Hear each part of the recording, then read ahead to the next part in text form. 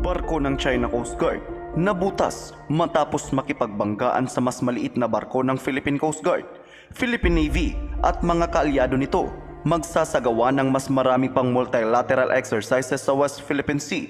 Philippine Air Force magpapadala ng mga eroplano sa Australia. Pagpupulong ni US President Joe Biden, President Marcos at Japanese Prime Minister Fumio Kishida. Nagsimula na. Yan ang mga bagay na pag-uusapan natin ngayon. Kaya't kung bago ka pa lang sa ating channel, ay mag-subscribe ka na at i-click mo na rin ang notification bell para lagi kang updated sa mga kaganapan at modernong kagamitan na ating pag-uusapan. Wasak ang kanang bahagi ng barko ng China Coast Guard matapos nitong banggain ang barko ng Philippine Coast Guard. Sa litratong inirelease ng China ay makikita at klarong-klaro ang pinsala na natamo ng China Coast Guard Ship 4103 matapos nitong banggain ang likurang bahagi ng Parola-class multi-role response vessel ng Philippine Coast Guard na BRP Cabra noong March 27, 2024.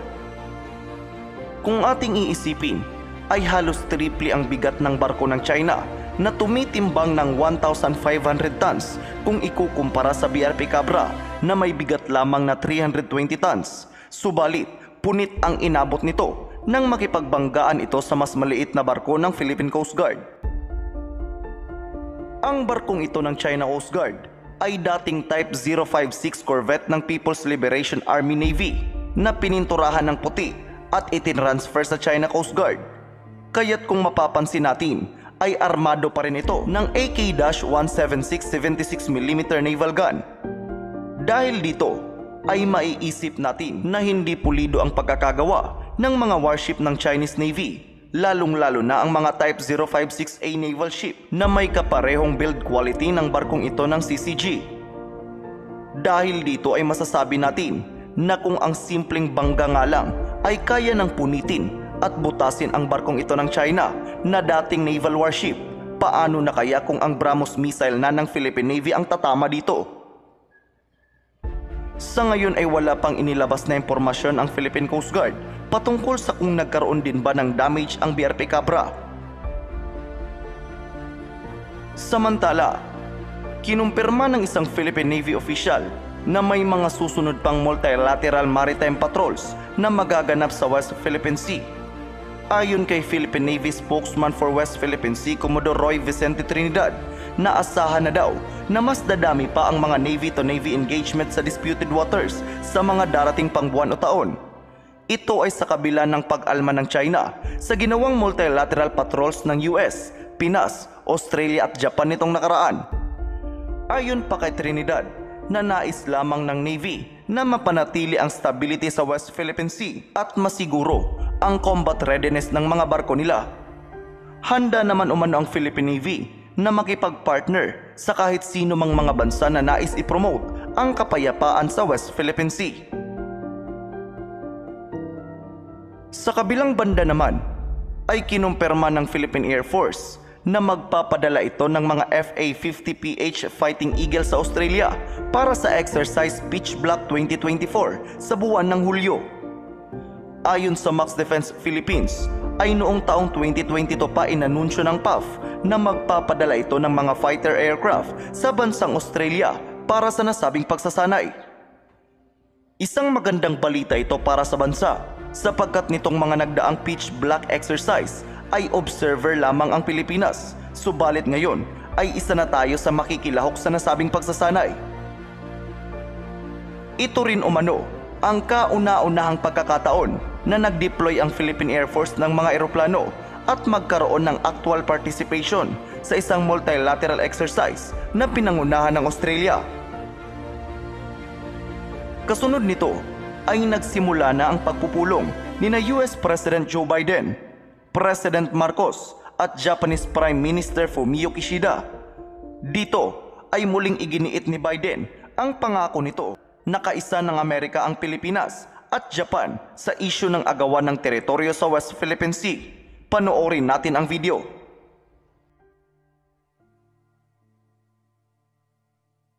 President, Mr. Prime Minister, today we mark a historic moment the first ever Leaders Summit between the United States, Japan, and the Philippines. And it's truly an honor to have you both here as we begin this new era of a partnership.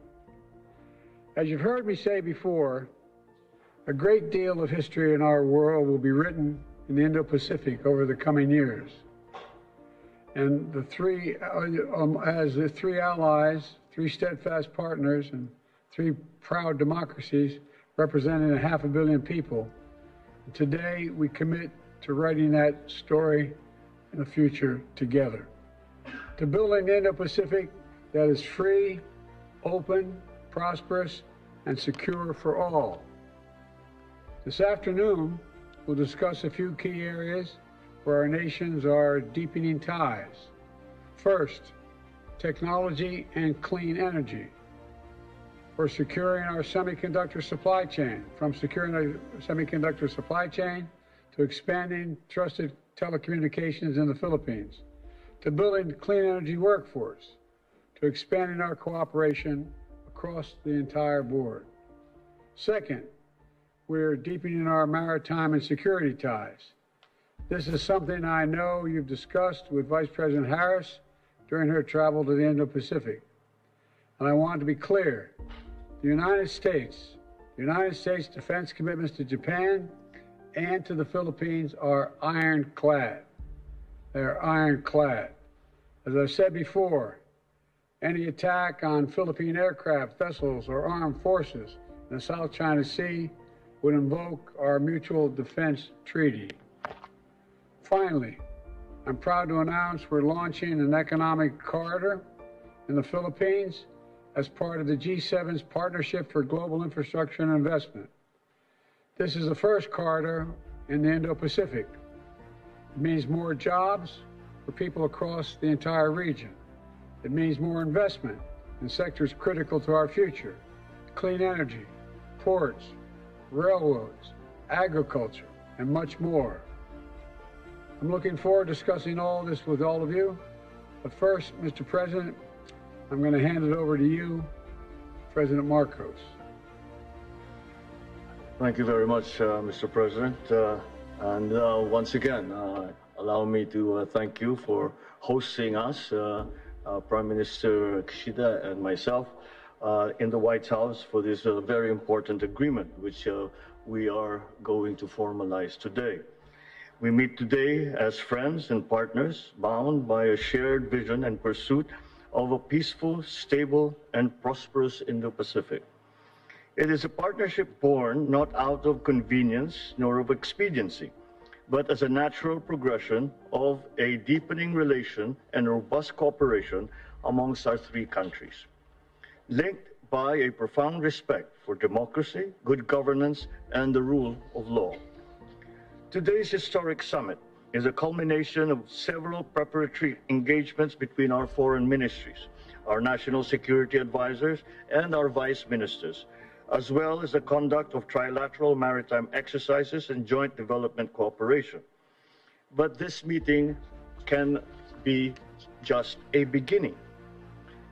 Facing the complex challenges of our time requires concerted efforts on everyone's part, a dedication to a common purpose, and an unwavering commitment to the rules-based international order.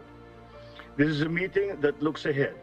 As we deepen our ties and enhance our coordination, we seek to identify ways of growing our economies and making them more resilient, climate-proofing our cities and our societies, sustaining our development progress, and forging a peaceful world for the next generation. Today's summit is an opportunity to define the future that we want and how we intend to achieve it together. Thank you, and I wish us all a successful meeting. Mr. Prime Minister, the floor is yours. はい、日米非首脳会合の初めての very much 開 appreciate 催を that we are 歓迎 having いた the します。 first ever バイ Japan デン US 大統領 Philippines の Summit, イ and ニ I シア would ティブ like to に感謝 extend い my たしま deep す。 gratitude to そし President てバル Biden コス for 大 your 統領と leadership も and 昨年の12 President 月以来 Marcos. です We が、 met こう last して year 再 in 会できま December, すこ and とを what a 大変嬉 pleasure しく it 思 is ってい to ま see す。 you once again. 世界が複合的 In the な midst of 危機に compound 直面 crisis する faced 中、 by the 法 global の支配に基 community, づく自由で multi-layered 開かれた cooperation between 国際 allies 秩序の維 and 持強化 like-minded に向けて countries is essential 同盟 if we 国 are to 同志国 maintain and との bolster a free 重 and 層的 open な協 international 力が order 重要で based す。 on the rule of law. 本日の会合は Today's この meeting ような取り組み will を make 大きく history 前進さ as せ an る occasion that 歴史的な会 significantly 合にな pushed ると forward 思っていま such す。 initiative. 日米非3 Japan, カ the 国は US, and the 太平 Philippines 洋でつながれ are た海洋 maritime 国家であ nations り、 connected by the 自然な Pacific パート Ocean ナーです。 and are natural 基本的 partners. 価値 We share や原 fundamental 則を共有 values し、 and principles 地域 and の have 経済発展を supported 支え regional ていきま economic した。 development. インド太平洋地 In order to 域 secure の peace 平和 and と繁栄の prosperity た in め the にも、 Indo-Pacific, 本日は I hope to 日米非 reaffirm 協 our 力 intention の to further さら strengthen なる強 trilateral 化を確 cooperation 認し、 and その to 具体的 present な the specific 方 way 向性を forward 示 through したいと考え today's ています。 meeting. 以上です。 Thank you. President, Mr. Prime Minister, to put it simply, when we stand as one, we're able to forge a better future for all. And that's what this new Trilat is all about, in my view. Building a better future for people across the Indo-Pacific and, quite frankly, beyond, around the world. So thank you both for being here, and I look forward to this first summit and many more in the years ahead. And as we say goodbye to the press, we'll wait a minute here and we'll get moving. Sir, what is the message to China given this event? What is your message to the Chinese?